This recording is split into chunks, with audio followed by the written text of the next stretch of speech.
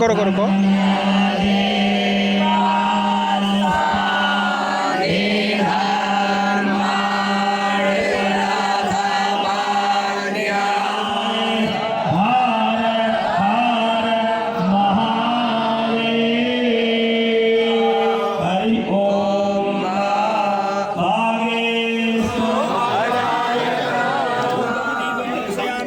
प्रक्षालनम नैवेद्यम।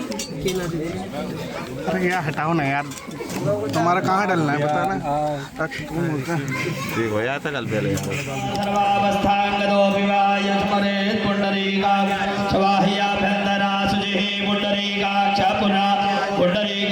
पुनादो पुंडरीकाक्ष पुनातु आचमनम्। ओम केशवाय नमः, ओम नारायणाय नमः, ओम माधवाय नमः। बागेश्वर धाम अब आस्था, आरोग्य और अन्नपूर्णा के साथ साथ वैदिक शिक्षा का केंद्र भी बनने जा रहा है। कल 13 तारीख को वैदिक शिक्षा के केंद्र गुरुकुलम का शुभारंभ होगा। बागेश्वर धाम पर आएंगे शुभारंभ करने के लिए रमेश भाई जी ओझा, जो बहुत बड़े संत हैं जिनके द्वारा भारत देश में संदीपनी आश्रमों की स्थापना करवाई गई है। आप देख रहे हैं हमारे पीछे वैदिक आश्रम गुरुकुलम का एक द्वार पर होर्डिंग और फ्लैक्स लग गए हैं, जिसकी स्थापना 12 तारीख को होनी थी, लेकिन किसी कारणवश जो अतिथि हैं जिन्हें शुभारंभ करना है रमेश भाई ओझा जी, वो नहीं आ पा रहे हैं, इसलिए अब इसका शुभारंभ 13 तारीख को होगा।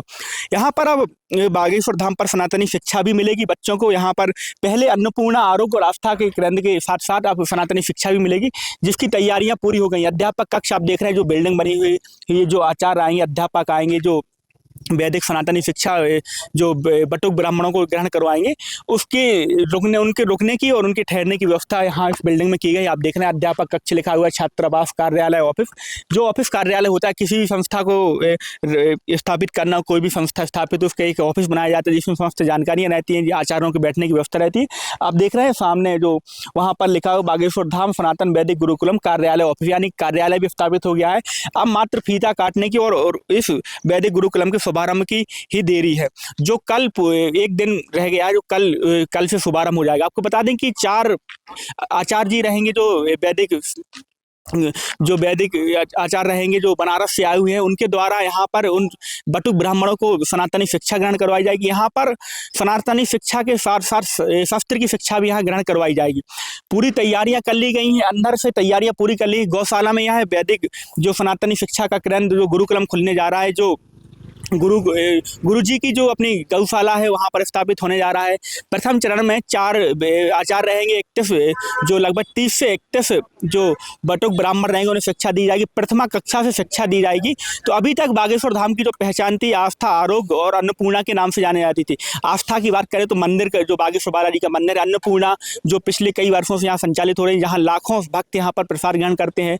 आरोग्य की अगर बात करें तो कैंसर हॉस्पिटल जो निर्माणाधीन है, वर्तमान में उसका निर्माण चल रहा है। पिछली भारत के प्रधानमंत्री जी ने उसकी नींव रखी थी, और लोग यहाँ पर घूमने भी पहुँच रहे हैं। जो यहाँ गौशाला है, कई तरह की गायें हैं, लोग यहाँ दर्शन करने के लिए गायों के आते हैं। उसी क्रम में यहाँ पर अब सनातनी शिक्षा का केंद्र भी स्थापित होने जा रहा है।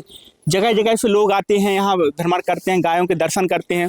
अब कल से जैसे ही यहाँ शुभारंभ होगा गुरुकुलम की अगर दिनचर्या की बात करें तो सुबह प्रातः काल ब्रह्म मुहूर्त में 4 बजे प्रारंभ होगा और रात्रि में 9:30 बजे तक चलेगा।